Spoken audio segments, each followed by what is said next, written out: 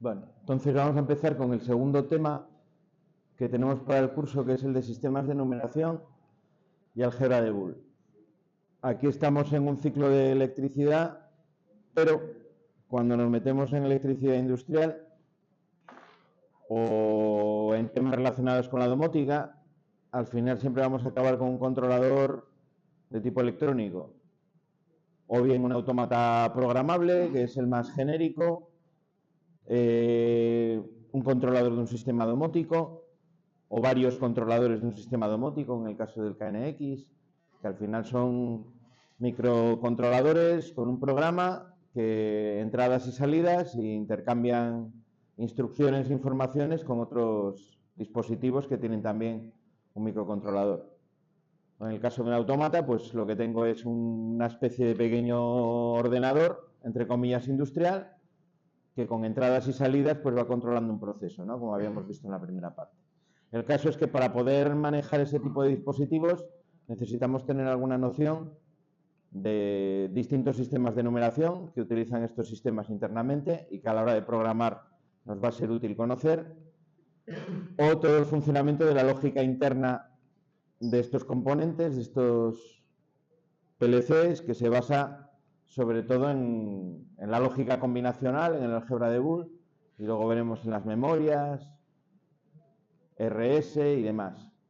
Aquí en este tema vamos a ver la parte inicial, la parte más teórica de herramienta, para luego cuando veamos a partir del tema 4, el relé programable y luego el autómata programable, que tengamos ya las nociones de todo esto, ¿no? Que sepamos pensar de manera más o menos lógica, ¿vale? Al final lo que se trata es de poder pensar con cierta lógica. Y nos va a servir para programar también, para poder entender cómo funciona el programa y demás, ¿vale?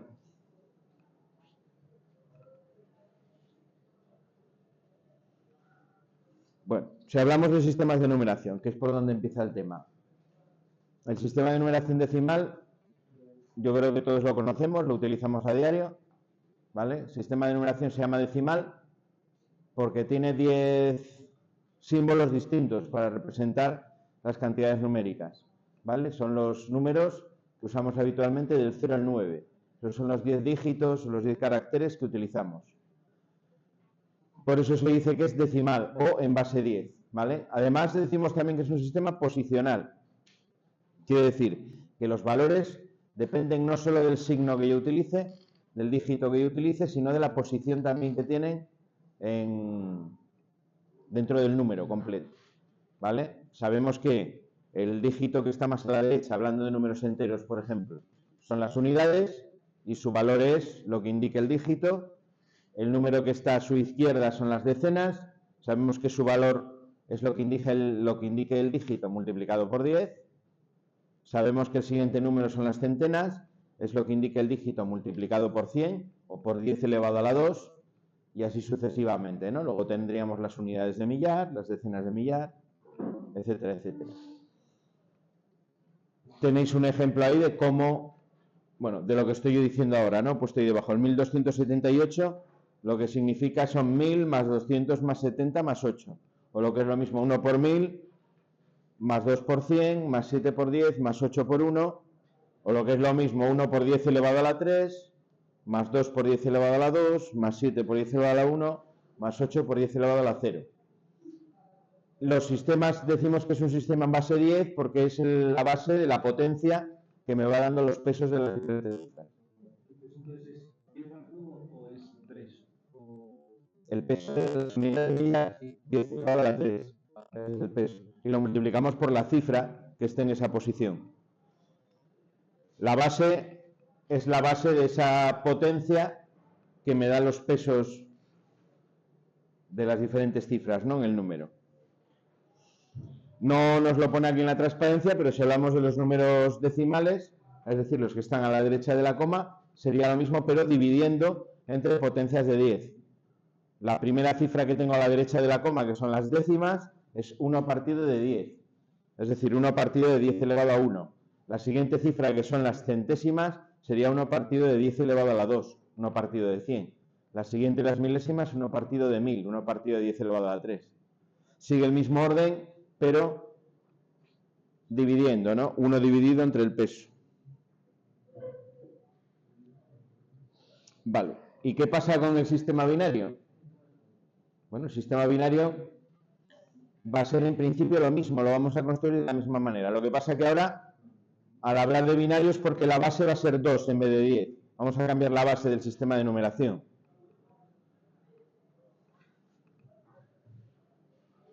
Es un sistema posicional también y es un sistema en base 2. Construimos todos los números con 2 dígitos diferentes. Como el sistema es binario y la base es 2, solo tenemos 2 caracteres o 2 dígitos, que son el 0 y el 1. Mirad qué fácil, con 2 dígitos lo hacemos todo. Los pesos de cada cifra entonces son potencias de 2. Si en decimal eran potencias de 10, en el binario son potencias de 2. Que son esas que tenéis ahí, 2 a la 0, 2 a la 1, 2 a la 2, 2 a la 3, 2 a la 4, 2 a la 5. Así el primero, el peso sería 1, ¿no? Si tengo un número binario que acaba en 1 por la derecha, ese número es impar. Si es un número binario que acaba en 0 por la derecha, ese número es par. ¿Vale? Esa primera cifra me indica si es par o impar. Luego el peso de la siguiente sería 2. Seguiríamos las potencias de 2, ¿no? 4, 8, 16, 32, 64, 128, etcétera, etcétera, ¿no? 256, 512, 1024, 2048, etcétera, etcétera. Suenan de algo esas cifras, ¿no? Supongo. Nos vamos a comprar una memoria, un disco duro, algo relacionado con los ordenadores, algún componente. Se habla mucho en esos términos, ¿no? De esas potencias. Una memoria de 16 gigas, una memoria SD de 128 gigas, de 64. No es casualidad, es la unidad que utilizamos para medir, ¿no? En lo que son los ordenadores, las memorias, velocidades, etcétera, etcétera. Se suele recurrir mucho a esas potencias de 2, porque al final el sistema binario es el lenguaje interno que tienen las máquinas. Las máquinas basadas en electrónica digital utilizan internamente ese sistema de numeración. Un ordenador hace sumas en sistema binario. Los números que maneja internamente son siempre en sistema binario. ¿Por qué? Porque en la electrónica es muy fácil almacenar un valor binario. Es muy fácil poner una patilla de un integrado a conducir o a no conducir. O que me almacene un valor alto de tensión de 5 voltios o un valor bajo que serían algo próximo a los 0 voltios. Eso es muy fácil de hacer tecnológicamente hablando. Si tengo que hacer un ordenador que maneje el sistema decimal, sería un poquito más complicado. En cambio, un sistema binario es muy sencillo. Un relé mismo que ya hemos estado conectando, de alguna manera es una memoria binaria. Tengo un relé que puede estar activado o desactivado. Tiene 2 estados diferentes. Los pulsadores son variables de tipo binario. Puede estar pulsado o sin pulsar. Es decir, uno abierto puede dejar pasar corriente si está pulsado o no deja pasar corriente si está sin pulsar. Las máquinas, las que nosotros vamos a manejar en concreto, se pueden reducir muy fácilmente a esos términos de 0-1. Por eso tiene mucha importancia para nosotros el sistema de numeración binario. Al menos conocerlo, que nos suene, que no nos pille por sorpresa. Cuando entremos dentro del autómata a manejar números, muchas veces se nos van a presentar en ese formato. En ese o en el siguiente que vamos a ver, que es el hexadecimal.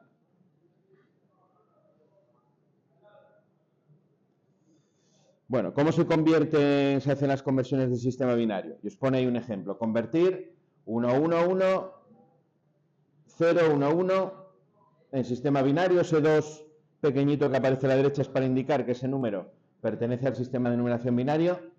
Tengo que ponerlo porque si no pongo nada puedo interpretar que es un número decimal, ¿no? Fuese un número decimal, que sería el 111.011. Pero no es el caso porque es un número en binario. Vale, ¿cómo convertimos ese número a decimal? Pues lo más sencillo es ir multiplicando, o ir sumando, mejor dicho, los pesos de las posiciones donde tengo un 1.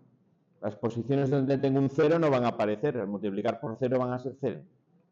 ¿Vale? En este caso de aquí, ese número sería 1 por 2 a la 5 más 1 por 2 a la 4, más 1 por 2 a la 3, más 1 por 2 a la 1, porque el 0 por 2 a la 2 es 0, más 1 por 2 a la 0.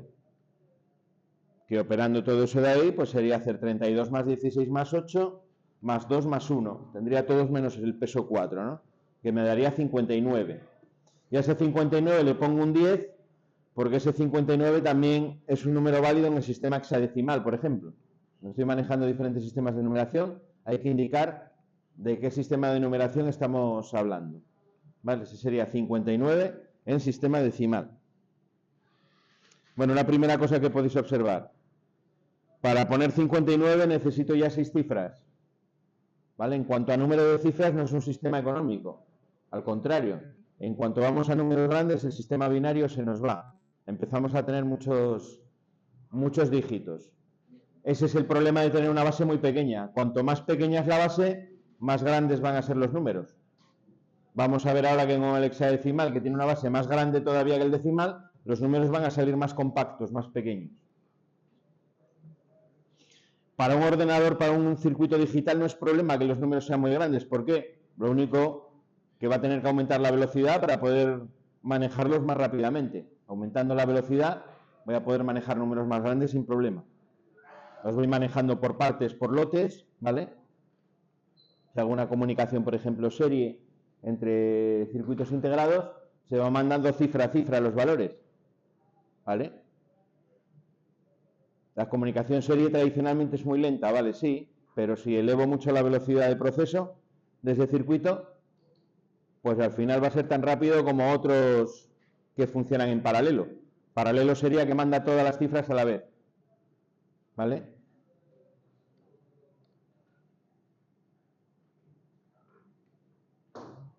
Bueno, nada, ahí está 59. ¿Cómo serían los pesos de las cifras de la derecha? Las cifras fraccionarias o decimales. Bueno, pues igual que en el sistema decimal, en vez de 1 entre 10, ahora la primera de la derecha sería 1 entre 2. La siguiente sería 1 entre 2 al cuadrado, que es 1 entre 4. La siguiente 1 entre 2 a la 3, que es 1 octavo. La siguiente 1 entre 16. Luego sería 1 entre 32, 1 entre 64, 1 entre 128, etcétera, etcétera.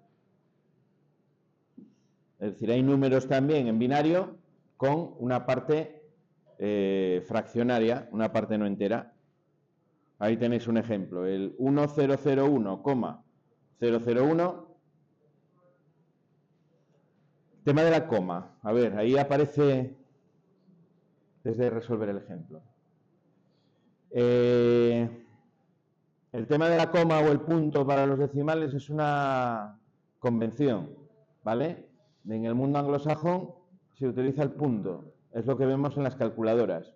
Normalmente por eso en todo este tipo de sistemas, ordenadores, circuitos y demás, cuando represente un número mediante algún sistema de visualización va a aparecer el punto y no la coma. Ahí está la coma porque en la convención española, por ejemplo, nosotros utilizamos la coma en vez del punto. ¿Vale? Y tradicionalmente encima la coma la poníamos encima. Aunque por convención se pone debajo, igual que donde se pone el punto, ¿no? De los anglosajones. ¿Vale? De hecho, la manera en la que señalamos las unidades de millar, o los millares, los millones y demás, es completamente distinta. En el mundo anglosajón, para indicar la unidad de millar, utilizan la coma en vez del punto. Lo hacen justo al revés que lo hacemos nosotros. ¿Vale? Yo imagino que hoy en día, a medida que vamos dejando de escribir a mano, pues estaremos más acostumbrados al punto, porque en los ordenadores es lo que aparece. Pero bueno, ahí quiere decir en este caso la coma, ¿no? Que me separa la parte entera de la parte fraccionaria de la cantidad. Tendríamos 1 por 2 a la 3, que es ese 1 que aparece en el lugar más significativo, más 1 por 2 elevado a la 0, que va a ser 1, que es el de las unidades, y luego ya tengo la parte fraccionaria, ¿no? Que sería 1 por 1 partido de 2 elevado a la 3, solo tengo un 1 en esa parte, que está en la tercera posición, sería 1 partido de 2 a la 3, que es decir, un octavo. Al final me quedaría 8 más 1, más un octavo, que son 0,125, me quedaría 9,125. Vale, el sistema binario me sirve para representar cualquier tipo de número exactamente igual que el sistema decimal. Era un poco para lo que está puesto eso ahí, para que veáis que es posible representar cualquier número también. ¿Cómo se realiza la conversión? Bueno, de decimal a binario. Hay un primer método que es el método, digamos, formal, que lo que hace es coger la cifra en decimal y ir dividiendo entre 2 sucesivamente. Sabéis que cuando dividimos entre 2, solo tengo dos restos posibles, que son 0 si el número es par o 1 si el número es impar. ¿Vale? Vamos haciendo la división, entonces voy obteniendo los cocientes por un lado y los restos por otro. El cociente que obtengo lo vuelvo a dividir entre 2 y estoy así hasta que termino, hasta que ya no puedo hacer más división. En este caso 174, está ahí indicado cómo iría dividiéndolo. La primera división me da como resultado 87, como es par me sale 0. Al dividir 87 entre 2 es impar, me da de resto 1 y el resultado es 43 y así sucesivamente, ¿no? Bueno, pues el número en binario se trataría de coger como cifra más significativa el último cociente y luego ir cogiendo los restos en orden inverso. Es decir, de abajo hacia arriba voy obteniendo todas las cifras en orden del número en binario. Así 174 sería, empezando por el último cociente, el 1, luego el último resto que sería 0 y hacia arriba 1, 0, 1, 1, 1, 0. ¿Vale? En sistema binario. Entonces, ¿cómo se hace la conversión? Y alguien me dirá, vale, pues cojo la calculadora y lo convierto. Pues sí, con una calculadora lo hago directamente. Pero digamos que ese es el sistema tradicional. Si no tengo una calculadora, lo hago así. Con la parte decimal, pues al revés, en vez de dividir entre 2, tengo que multiplicar por 2. Si tengo el número, por ejemplo, 26,1875, que es un número decimal, ¿cómo lo convierto? Pues bueno, la parte entera, por un lado, de la misma manera, voy dividiendo entre 2, ¿no? Me quedaría el 11010. Y luego la parte decimal, cojo el 0,1875 y lo multiplico por 2. Y me da 0,3750. Cojo la parte fraccionaria de ese número, la parte decimal, y la vuelvo a multiplicar por 2. Me sale 0,75. Cojo el 0,75, la parte decimal, y la vuelvo a multiplicar por 2. Y me sale 1,5. Cojo la parte decimal de ese resultado, que sería solo el 0,5, y lo vuelvo a multiplicar por 2, y me da 1. Si yo a un momento que me da 1, el proceso termina. He terminado. Me da un número, en este caso, con un número finito de cifras decimales. Que no siempre es así. Puedo tener infinitas cifras decimales, igual que en los números normales. ¿Vale? Las cifras que voy a poner a la derecha de la coma sería coger en orden las partes enteras de los resultados de esas multiplicaciones. Es decir, el 0 del 0,375, el 0 de 0,75, el 1 de 1,5 y el 1 de ese último resultado, que es 1, ¿no? 0,0. Y esa sería la parte fraccionaria del número. Al final, el 28,1875 sería el 11010,0011.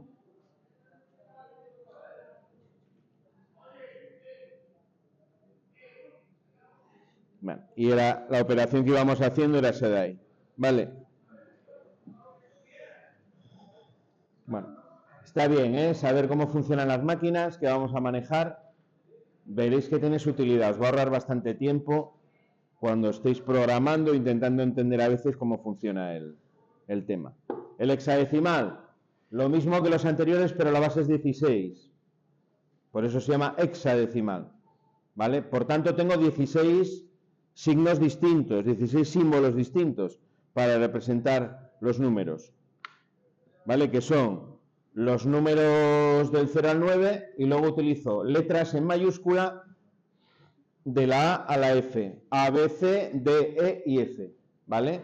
La A equivaldría al 10, la B equivaldría al 11, C12, D13, E14 y F15. ¿Vale? Del 0 al 15 tengo ahí esas 16 cifras. Los pesos la base elevado a la potencia, ¿no? Según el orden. La primera sería la potencia 0, a su izquierda la potencia 1 y así sucesivamente. Esto no es muy cómodo para hacer cálculos, pero es lo que hay. Los pesos serían 1,16, ya me voy con la tercera cifra, 256, 4.096, 65.536, 1.048.576, luego tendría 16.777.216 y por último 268.435.456. Pedazo de número, ¿no? Solo con 8 cifras, que son las que hay representadas ahí. Ya con la octava cifra, el peso son 268 millones y pico. ¿Cuál es la utilidad del sistema hexadecimal? Representar números de manera compacta. Si yo tengo un número en binario que es muy grande, lo voy a poder representar en hexadecimal de una manera muy corta. De hecho, vamos a ver que cada 4 cifras en binario me equivalen a una cifra en hexadecimal y puedo hacer esa conversión de manera directa. ¿Vale? Lo veis en el 16. Para llegar hasta el peso 16 voy a necesitar las 8 cifras, ¿no? En sistema binario. Lo vamos a ver luego, con una tabla que se ve mucho mejor. Bueno, primero las conversiones. Tengo un número en hexadecimal. ¿Cómo lo convierto en decimal? Exactamente igual que hacíamos con los números en binario. Voy cogiendo la cifra y la multiplico por su peso. 3AF hexadecimal sería 3 por 16 a la 2, más 10, que es a lo que equivale la A, por 16 a la 1, más 15, que es a lo que equivale la F, por 16 a la 0, que es 1. Entonces me quedaría 3 por 256, más 10 por 16, más 15, que serían 768, más 160, más 1. 943 en base 10, ¿no? El sistema decimal. En este caso, no siempre se ve respecto al sistema decimal el tema de compactar los números tan claro, ¿no? No es tan claro como con el sistema binario.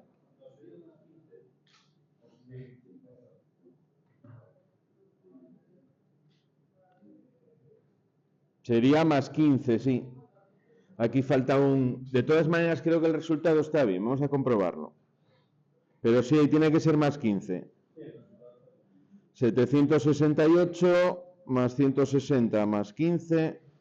Sí, de eso de ahí. Lo que pasa es que aquí que en vez de un 1, esto sería un 15.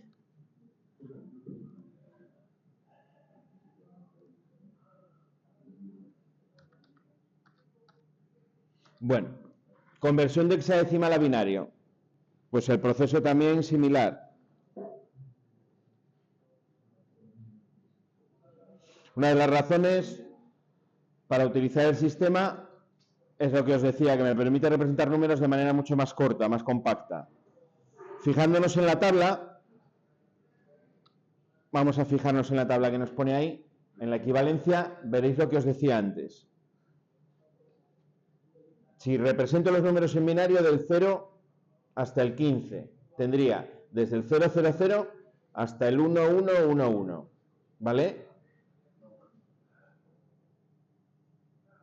Si represento la equivalencia en hexadecimal, fijaros que paso del 0 al 15. En los sistemas de numeración, cuando paso, por ejemplo, de las unidades a las decenas, es cuando necesito ya, cuando agoté todos los valores, ¿no? Por ejemplo, en el sistema decimal, cuando yo llego a 9, si quiero representar el siguiente número, ya no me vale solo con una cifra, porque llega al máximo valor que puedo representar con una cifra.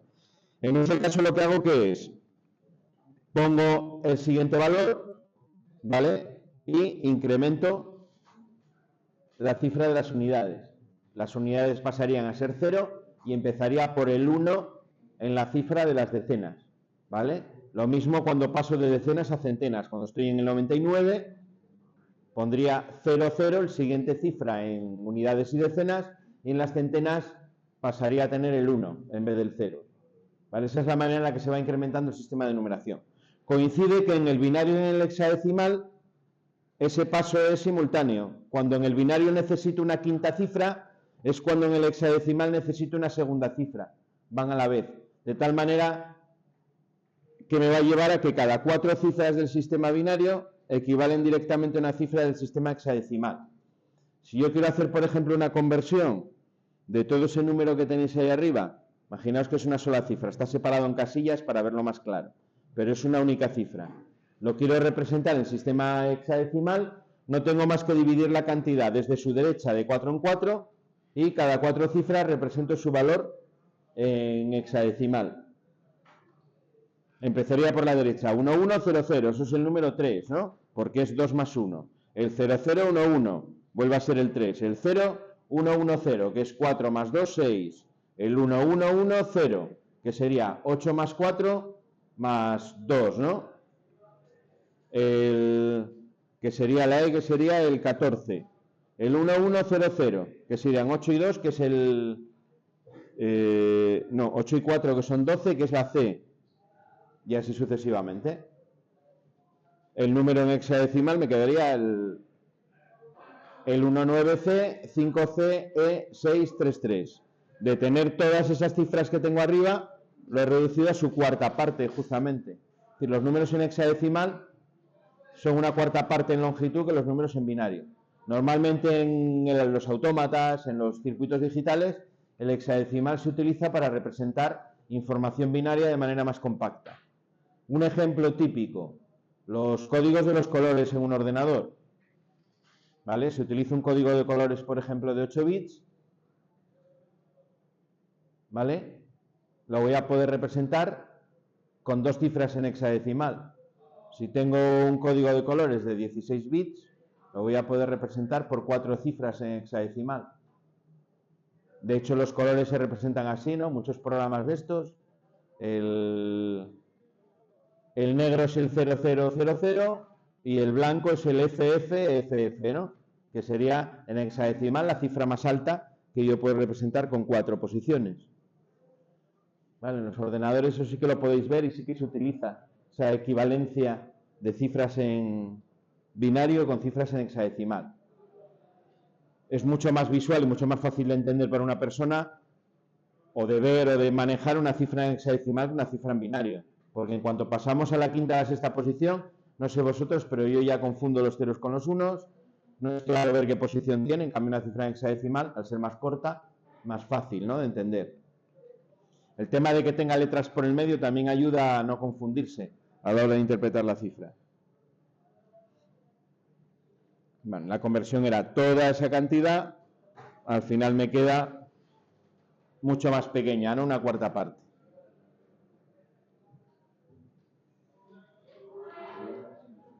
Bueno, aquí tenéis un ejemplo de suma, esto tampoco voy a pararme mucho en ello, ¿no? Pero las operaciones básicas son exactamente igual, por ejemplo, en binario que en decimal. Quiero sumar esos dos números, iría cifra y cifra sumando, ¿no? 1 más 1, ¿qué es? 1, 0, ¿no? Que sería el 2. Pues entonces me tengo que llevar una. Me llevo el 1 y lo pongo encima de la siguiente. 1 más 1, nuevamente 1, 0 y me llevo una. 1 más 0 sería 1. 1 más 1 sería 1, 0. Pongo el 0 y me llevo una. 1 más 1 sería 1, 0. Me llevo una. Y 1 más 1 sería 1, 0, ¿no? Que sería eso de ahí. Para hacer una suma de dos números en binario entero es exactamente igual que cuando sumamos en decimal. Alguno ya no se acordará de cómo se suma, pero bueno, el proceso era más o menos ese, ¿no? Si recordáis.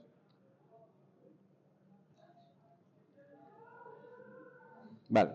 Y por último, una distinción que nos hace ahí entre sistema decimal, sistema digital y sistema binario. Esto no salió en las definiciones del primer tema que teníamos en el examen, pero bueno, conviene recordarlo. Hablamos de sistema digital, o llamamos sistema digital un dispositivo físico destinado a la generación, procesamiento, transmisión y almacenamiento de información, siendo esta representada por magnitudes físicas discretas, tanto en número como en magnitud. Los sistemas digitales son los sistemas automáticos o de control, gobernados por variables que pueden tomar un número finito de valores. salía en el primer tema. Por ejemplo, los autómatas que nosotros manejamos trabajan con señales analógicas, con infinitos valores. Pero lo primero que hace un autómata cuando capta un tipo de señal de tipo analógico es convertirla en digital. Es decir, si yo tengo, por ejemplo, 37 voltios, internamente lo representa por 8 bits, lo que hace es convertir, con un convertidor analógico digital, esa cantidad que mide en su entrada a un valor binario de 8 bits. Eso tiene una implicación importante, que es que perdemos siempre exactitud. En los sistemas discretos vamos perdiendo valores. La clave, como en cualquier cálculo, ¿no? Cuando manejamos cantidades numéricas, es esa exactitud que perdemos, es asumible. Podemos vivir con ella, ¿no? Podemos hacer lo que quiera hacer con esa pérdida de exactitud. La mayor parte de los casos sí. ¿Vale? Veremos, por ejemplo, cuando trabajemos en el autómata con los temporizadores, como en un autómata que es el S7200, los temporizadores funcionan como un contador binario, que puede contar hasta 32.767. Tiene 15 posiciones. Yo esos temporizadores los voy a poder tener en diferentes resoluciones. Los voy a tener de 1 milisegundo, de 10 milisegundos, de 100, que van a ir incrementándose cada 1 milisegundo, cada 10 milisegundos o cada 100. Eso va a hacer que yo con el mismo temporizador o con los mismos 8 bits que tengo en esa memoria, en este caso con 8 bits no, 15 bits que tengo para almacenar el valor, según utilice una resolución u otra, voy a poder contar más o menos tiempo. Eso es así porque estamos trabajando en un sistema digital, con valores finitos, con valores discretos. Por otra parte, que es un sistema binario, ¿qué llamamos un sistema binario? A un sistema digital donde solo tengo dos valores. Nuestros autómatas van a ser internamente sistemas binarios. Todas las memorias van a almacenar ceros o unos. Esto me imagino que os sonaría a la mayoría, ¿no? Muchos venís del bachillerato tecnológico, esto tendréis que saberlo, más o menos. Sí, ¿no? Esto se ve en el bachillerato tecnológico, tengo entendido.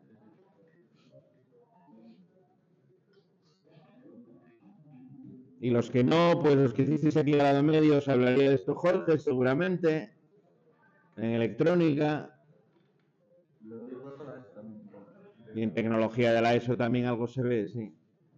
Tecnología de ESO depende de cómo los temarios se manejen, en uno u otro sentido.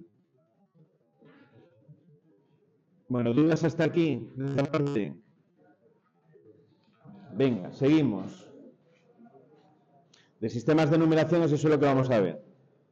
Haremos el próximo día ejercicios de conversiones y demás. El álgebra de Boole. ¿Qué es el álgebra de Boole? Pues es una parte de las matemáticas hoy en día, que nació más bien como una herramienta, ¿vale? El álgebra de Boole llega más bien desde la ingeniería, pero bueno, al final fue aceptado por los matemáticos.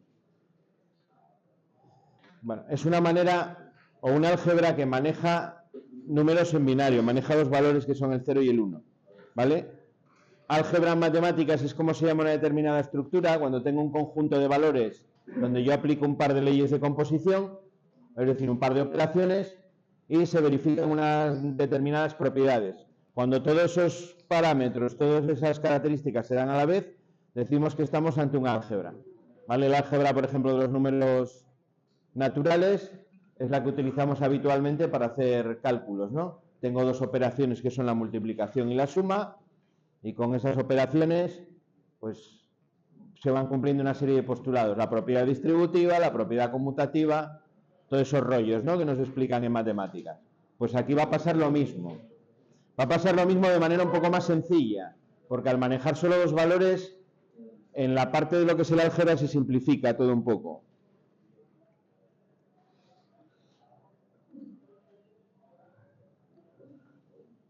Esas son las propiedades que se cumplen en el álgebra de Boole. Las dos operaciones que tengo, conjunto de valores, son el 0 y el 1. Las dos operaciones van a ser la suma lógica y el producto lógico, ¿vale? La suma lógica es la que vamos a llamar la operación OR y el producto lógico es lo que vamos a llamar la operación AND. Bueno, pues con esos dos elementos de ese conjunto Y esas dos leyes se cumplen todas esas propiedades. ¿Vale? El elemento neutro único, el elemento neutro de la suma lógica sería el 0, el elemento neutro del producto lógico sería el 1, ¿vale? Se produce la propiedad conmutativa, 1 por 0 es lo mismo que 0 por 1, eso es igual que en el álgebra normal, y con la suma exactamente igual, 1 más 0 es lo mismo que 0 más 1. Se cumple la propiedad distributiva, en este caso en los dos sentidos, distributiva de la suma lógica hacia el producto y del producto lógico hacia la suma lógica. En los dos sentidos se cumple la propiedad distributiva. La propiedad distributiva era esa que aplicábamos en el álgebra normal, cuando tengo un paréntesis, ¿no? Y tengo un número que está multiplicando, tengo A por paréntesis B más C, y digo que eso es igual a A por B más A por C. Eso es la propiedad distributiva. Bueno, pues aquí se cumple exactamente igual. Y además en los dos sentidos. Es lo mismo del producto para la suma que de la suma para el producto. Tengo también la propiedad asociativa, es decir, si tengo que operar tres variables, puedo operar la primera y la segunda y el resultado con la tercera, o puedo operar la segunda y la tercera y el resultado con la primera. Me da igual el orden. O puedo ir asociándolos y operando por separado en cualquiera de las combinaciones que se me ocurra. Y luego tengo el elemento opuesto único, ¿no? Que para cada una de ellas sería el contrario del elemento neutro. El elemento opuesto del 0 es el 1 y el elemento opuesto del 1 es el 0. Y solo hay uno, es único. Todo eso le confiere a ese conjunto, con esas dos leyes de composición, la estructura de álgebra. Bueno, esta me la paso. Ahí tenéis esos dos cuadrículas que tenéis en la parte de arriba, es lo que llamamos tablas de verdad. Lo que me expresan es el resultado de las dos operaciones para todo el conjunto de valores. Fijaros que en el álgebra de Boole trabajamos con un número de valores finito, que además son solo dos.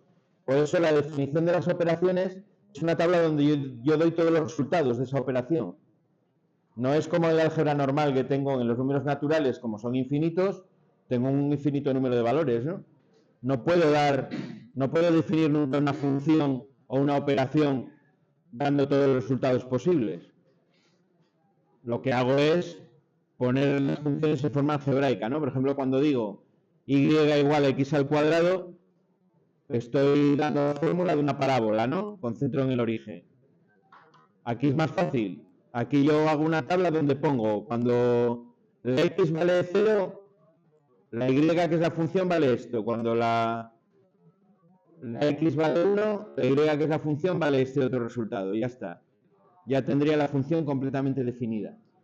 Las demostraciones del álgebra de Boole muchas veces es calcular la tabla de verdad, hacer la tabla de verdad, es decir, los resultados de la función para todos los valores posibles. Trabajar con multivariable, que es lo que vamos a hacer habitualmente, aquí es mucho más fácil. No sé si alguien llegó a trabajar con cálculo multivariable. Ya no me acuerdo si en bachiller se veía el cálculo multivariable o no. Sí, con derivadas y con todo eso. No. Bueno, aquí el cálculo multivariable es mucho más sencillo. Es mucho más sencillo. ¿Vale? Porque al tener solo dos valores, pues bueno, lo que va aumentando es el tamaño de la tabla de verdad. Si yo tengo una única variable, la tabla de verdad tiene dos combinaciones posibles. Cuando tengo, por ejemplo, dos variables, me iré hasta 4. Cuando tengo 3, me iré hasta 8. Cuando tengo 4, me voy a una tabla con 16 combinaciones. Voy así aumentando, ¿no? Por las potencias de 2, que tampoco es casualidad.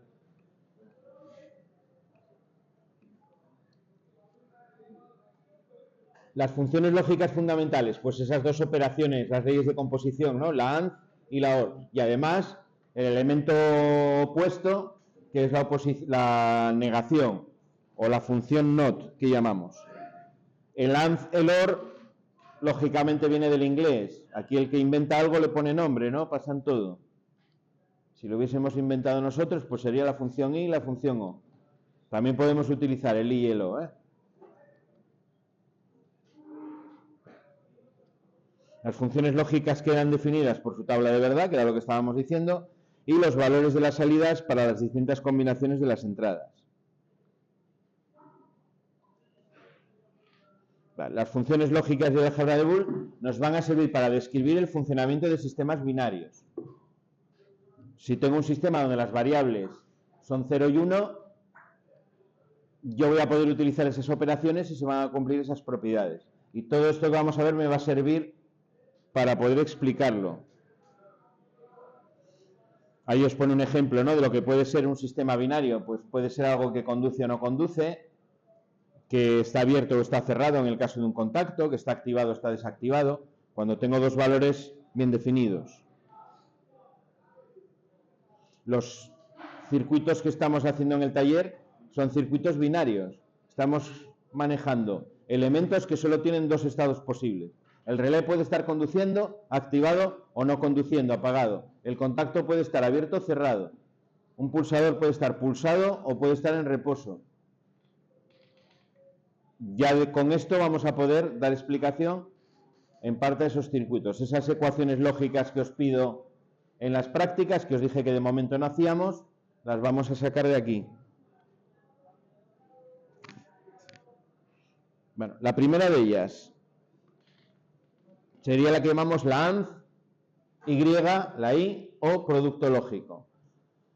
Bueno, tiene una representación gráfica porque estas operaciones las vamos a representar gráficamente en lo que vamos a llamar los circuitos lógicos, y además va a tener una representación algebraica, es decir, en forma de ecuación. Ahí tenéis las tres representaciones posibles, más la tabla de verdad, que es la definición. La tabla de verdad que tenéis a la derecha es la definición de la función. Los símbolos, simbología europea o simbología americana.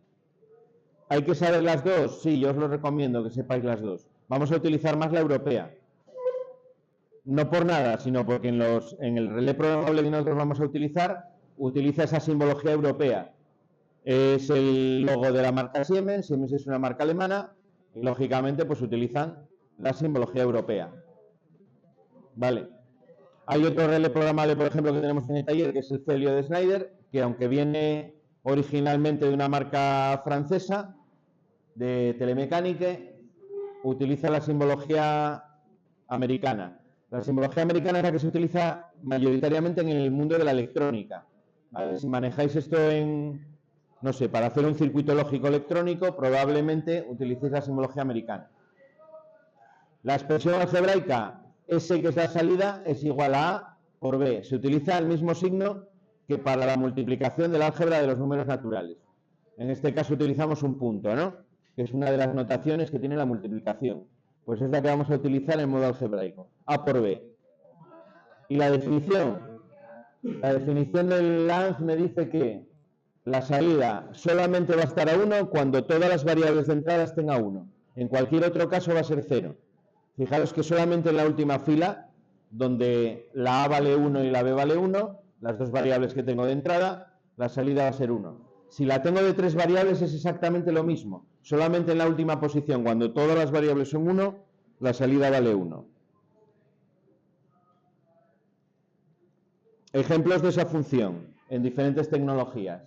En el mundo de la electrónica tenemos un integrado que es el 7408 en tecnología TTL o el 4081 en tecnología CMOS. Tecnología TTL y tecnología CMOS es la manera en la que están construidos internamente los integrados, el tipo de transistores que llevan.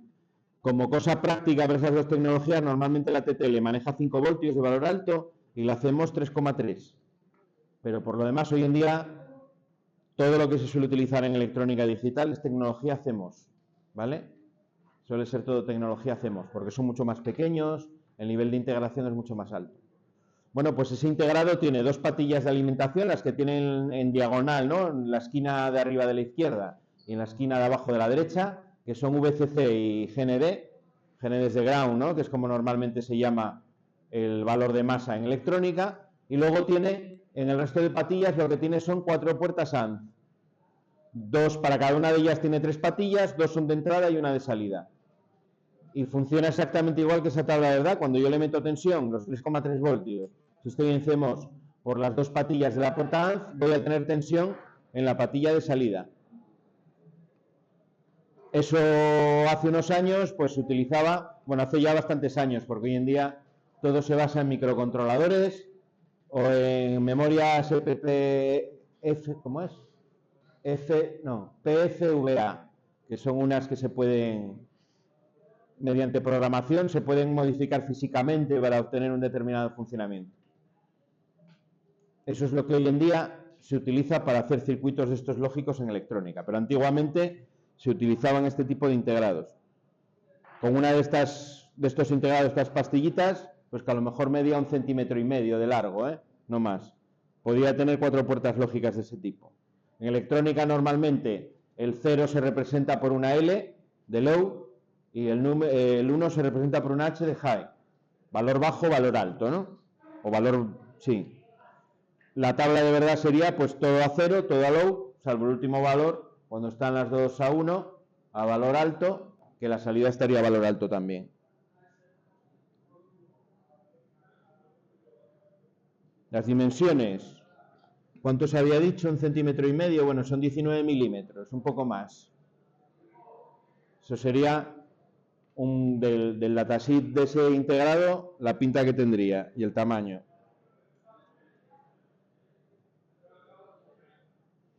¿Y cómo se conectaría en un esquema?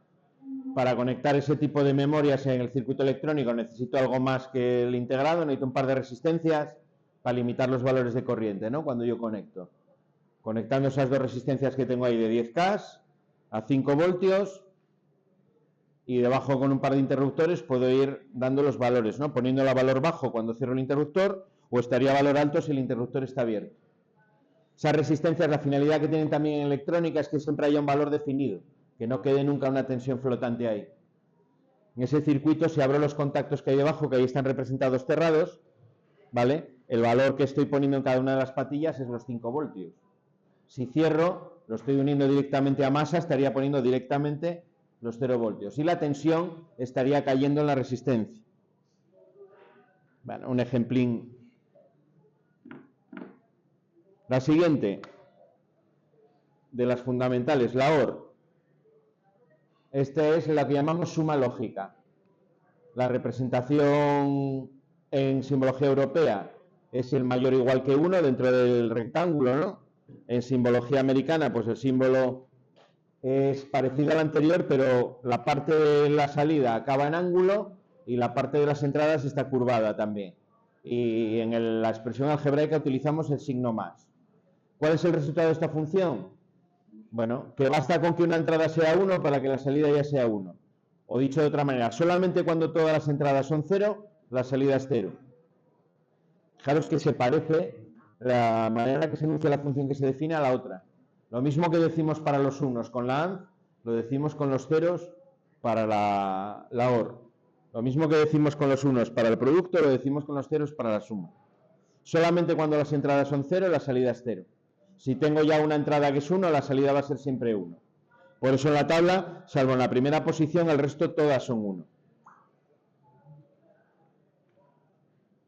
Bueno, y por último estaría la negación, que se representa de esa manera. El rectángulo con un 1 en medio y un círculo a su salida. Y en simbología americana es un triángulo con el círculo a la salida. En el álgebra, en la expresión algebraica, se le pone una raya encima a la variable. Eso indica que va negada. La tabla de verdad muy sencilla, aquí es lo contrario, ¿no? Que por cierto hay un error en esa tabla porque el segundo valor de la columna A debería de ser un 1. No sé si me dejará pintar aquí. No, porque esto es una foto. Pero bueno, este valor de aquí no me deja. Este valor que está aquí, donde estoy poniendo el puntero, ese sería un 1, ¿vale? Ese sería un 1. Es lo contrario, cuando la variable de entrada vale 0, la salida vale 1, cuando la entrada vale 1, la salida vale 0. Bueno, y por hoy hasta aquí, ¿vale? Luego en la sexta hora vamos a continuar con el tablero, ¿vale? En la E1. ¿Tenéis clase aquí vosotros ahora?